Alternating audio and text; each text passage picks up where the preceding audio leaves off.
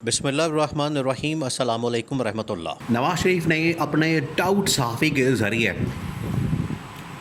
Establishment के ऊपर या इस्टेब्लिशमेंट के नुमाइंदे मोहसिन नकवी के ऊपर हमला करवा के इतनी बड़ी गलती करती है, इतना बड़ा ब्लंडर मार दिया है कि उसके बाद अब इस्टेब्लिशमेंट ने फ़ैसला कर लिया और नवाज शरीफ को पैगाम भिजवा दिया है कि अपनी बेटी का इस्तीफ़ा तैयार रखो। गवर्नमेंट को घर भेजने की तैयारी हो गई है। जितना जल्दी हो सके गवर्नमेंट को घर भेज दिया जाए, छुट्टी करवा दी जाए। और जो इसने खाता खोल दिया है, जो इसने मास खोल दिया है इस्टेब्लिशमेंट के ख़िलाफ़, इसको जितना जल्दी हो सके बंद किया जाए। सबसे पहले तो आपने इस बात को समझ रहे हैं कि नवाज शरीफ ने किस तरीके से हमला किया है इस्टेब्लिशमेंट के ऊपर। देखिए, ये कोई पहली बार नहीं है और ना ही ये आखिरी बार है। नवाज शरीफ को जब भी मौका मिलेगा, नवाज शरीफ जब भी उसको कोई ना कोई अपॉर्चुनिटी मिलेगी, नवाज शरीफ है असल में आस्तीन का सांप।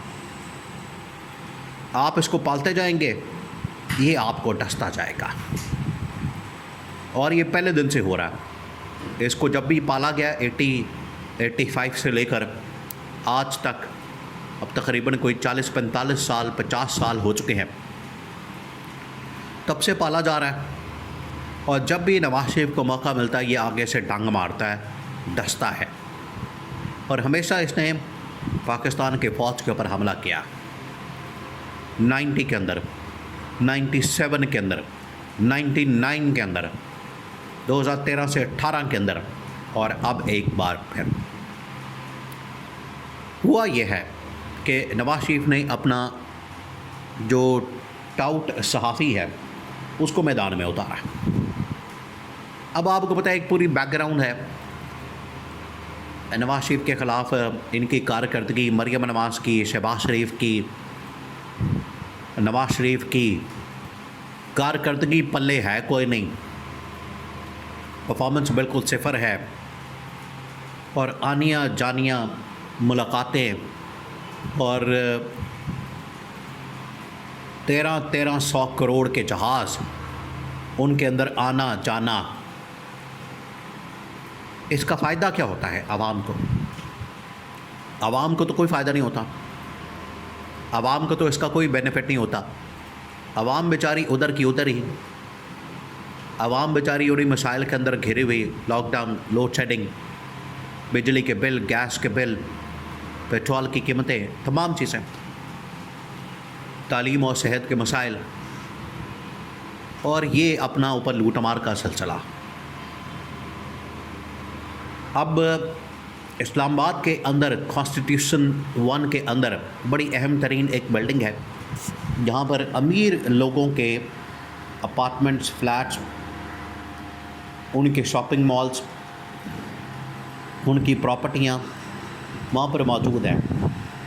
उसको जब गिराने का फ़ैसला किया गया और इस्टेब्लिशमेंट ने फ़ैसला किया कि इसको गिरा दिया जाए, मोहसिन नकवी को मैदान में उतारा, तो इन्होंने इस्टेब्लिशमेंट के ऊपर हमला कर दिया।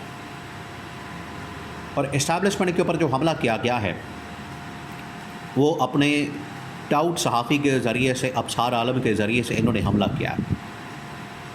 और इन्होंने इस्टेब्लिशमेंट और इस्टेब्लिशमेंट के नुमाइंदे मोहसिन नकवी का पूरा पोस्टमार्टम कर दिया कि किस तरीके से इसे, ये एक ड्राइवर के तौर पर मोहसिन नकवी, या आप कह लें इंटरव्यू अरेंज करवाने के लिए, स्पॉट बॉय के लिए, सामान उठाने के लिए, आज से 20 साल पहले ये इस्तेमाल होता था। आज वही शख्स ताकत के ऐवानों के अंदर पहुंच चुका है।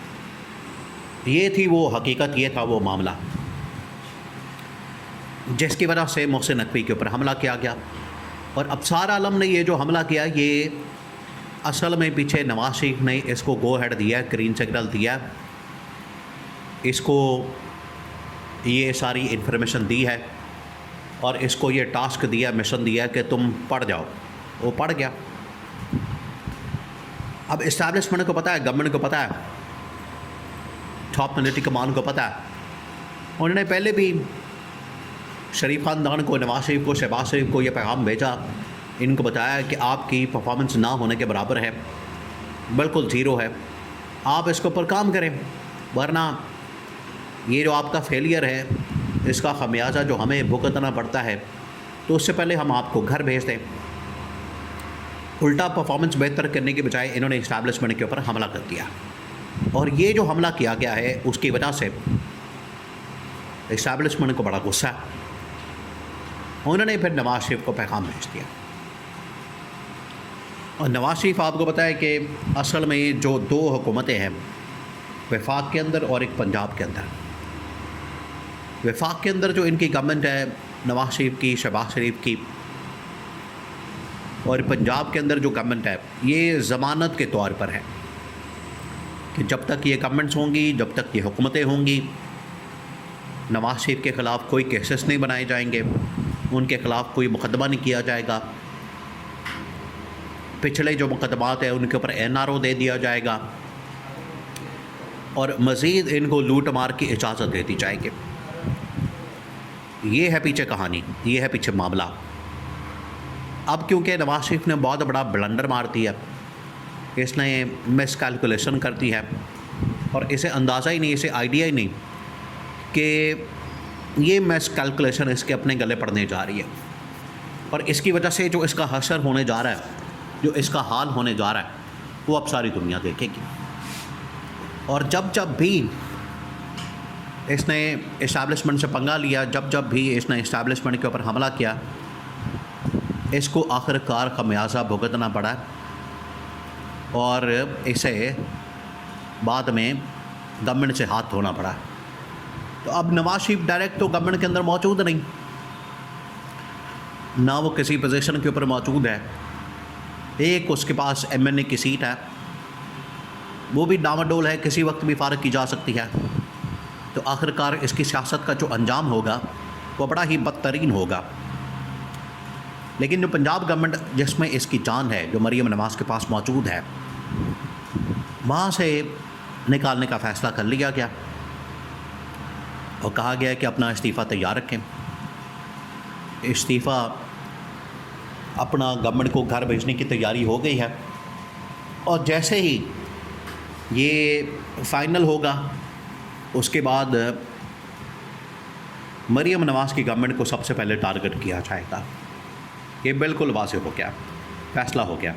ये अल्टीमेटम मौजूदा गवर्नमेंट को, ख़ास तौर पर पंजाब के अंदर नून लीग की गवर्नमेंट को दे दिया गया, नवाज शरीफ को दे दिया गया, क्योंकि इसने जो हमला किया, जिस तरीके से इसने इस्टेब्लिशमेंट को, इस्टेब्लिशमेंट के नुमाइंदे मोहसिन नकवी को टारगेट किया, उसके बाद बचत नामुमकिन है, और दो कैटेगोरिकली इस्टेब्लिशमेंट ने अपना पैगाम पहुंचा दिया।